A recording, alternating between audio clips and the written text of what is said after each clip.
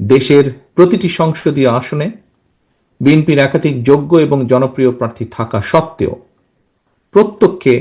প্রতিটি মানুষকে নিশ্চয়ই মনোনয়ন দেওয়া সম্ভব নয়।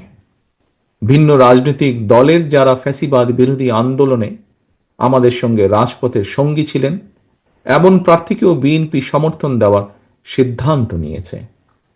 দলের সিদ্ধান্তকেই চূড়ান্ত হিসাবে গণ্য করবেন। আপনাদেরকে আমি আবারও স্বাধীনতার ঘোষকের সেই কথাটি স্মরণ করিয়ে দিতে চাই, ব্যক্তির চেয়ে দল বড়, দলের চেয়ে দেশ বড়।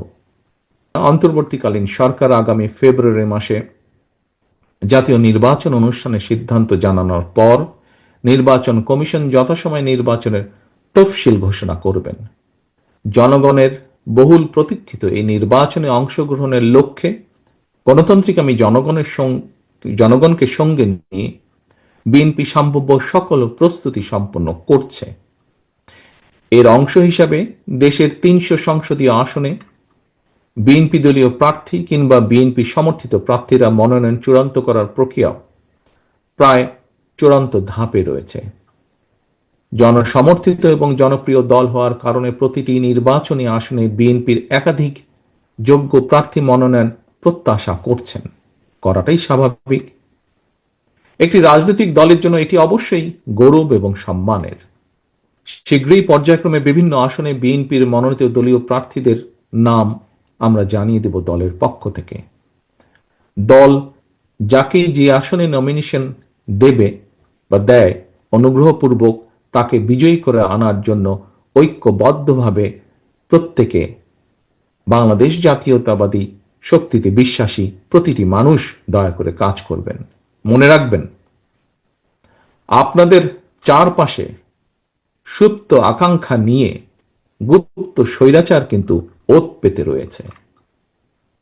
সুতরাং আপনাদের নিজেদের মধ্যে রেষারেষি, বিবাদ, বিরোধ এমন পর্যায়ে নেওয়া ঠিক হবে না যাতে করে প্রতিপক্ষ আপনাদের মধ্যেকার বিরোধের সুযোগ নিতে পারে। আপনাদেরকে আরেকটি বিষয় আমি স্মরণ করে দিতে চাই, প্রতিটি সংসদীয় আসনে বিএনপির একাধিক প্রার্থী আপনারা যারা নিজ নিজ এলাকায় জনগণের সমর্থন পেতে গণসংযোগ করছেন, আপনারা সবাই কিন্তু শেষ পর্যন্ত শহীদ জিয়ার অনুসারী, খালেদা জিয়ার সৈনিক, বিএনপির কর্মী, ধানের শীষের সমর্থক। মনে রাখবেন, ধানের শীষ জিতলে আপনি জিতেছেন বা জিতছেন বা জিতবেন। বিজয়ী হবেন দেশ এবং গণতন্ত্র। সবশেষে নেতাকর্মীদের প্রতি আমার আহ্বান, স্বাধীনতার ঘোষকের প্রতি অমর্যাদা হয় দেশ এবং জনগণের জন্য মাদার অফ ডেমোক্রেসির অবদান প্রশ্নবিদ্ধ হয়। আপনারা এমন কোনো আচরণ দয়া করে করবেন না। সারা দেশে বিএনপির লাখো কোটি সমর্থক বিব্রত হয়, আপনারা কেউ এমন কোনো আচরণ দয়া করে করবেন না। আপনারা জনগণের সঙ্গে থাকুন, জনগণকে সঙ্গে রাখুন। আপনাদের সামনে আমি আবারও সেই স্লোগানটি উচ্চারণ করতে চাই, ভোট দিলে ধানের শীষে, দেশ গড়ব মিলেমিশে।